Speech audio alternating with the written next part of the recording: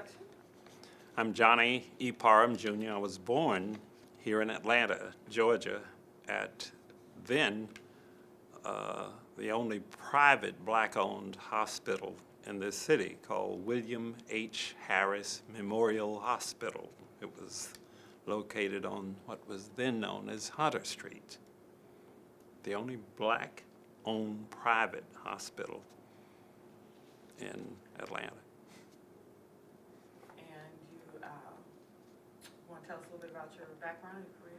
Sure. Well, I attended E Carter Elementary School, which was then, when I entered, was known as Ashby Street School, eventually becoming E Carter, and then on to Booker T. Washington High School, which was then one of two black high schools for all of the African Americans in Atlanta. And so as a student there, we actually had students who traveled from Pittsburgh, Summer Hill, the Fifth Ward,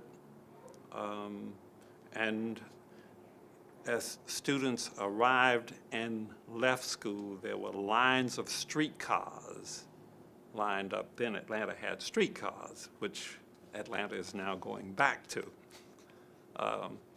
But streetcars were there to carry them back to their respective communities. And from Booker T. Washington High School, I went to Morehouse College, where I majored and had a double major in history and political science with a minor in secondary education, and then left there and went to Atlanta University School of Social Work, where I earned a master's in social work.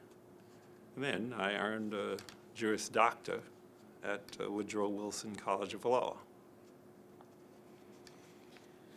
Tell us how you got started with the Atlanta student movement. Well, it was an interesting thing, and I think that when we talk about the Atlanta student movement, I really do feel very strongly that it should be viewed in the context of the Southern student movement.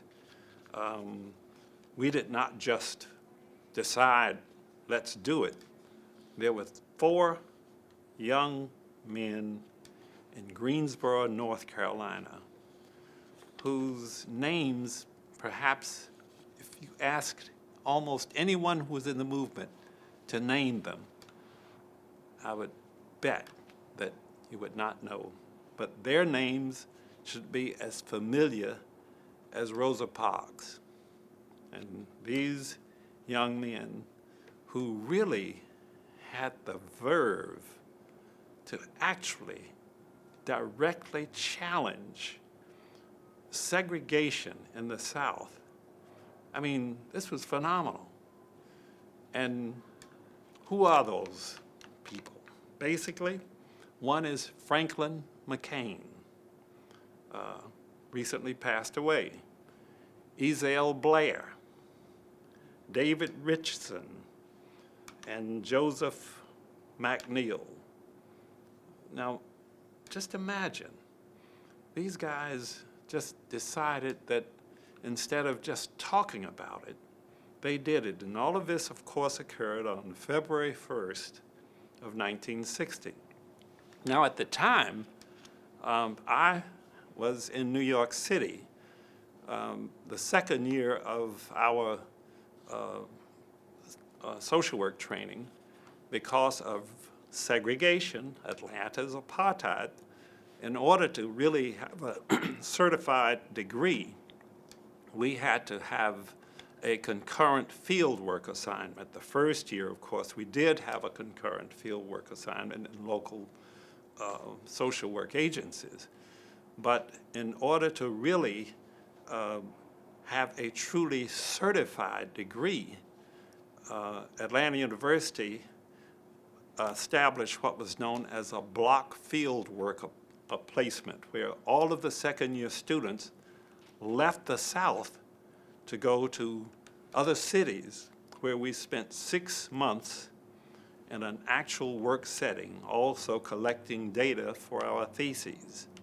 Well, on February 1st, I recall vividly, I was in New York City, and the front page of the New York Times reported a very bold and unheard of movement by 4 young men out of Greensboro that they had challenged, had the nerve to challenge America's apartheid.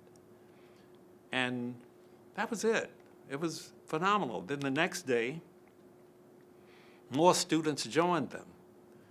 And thus began the Southern Student Movement. Well, I returned to Atlanta on February 15th, and by that time, Lonnie King, Julian Bond, and Joe Pierce had really begun discussing, replicating what had happened in Greensboro.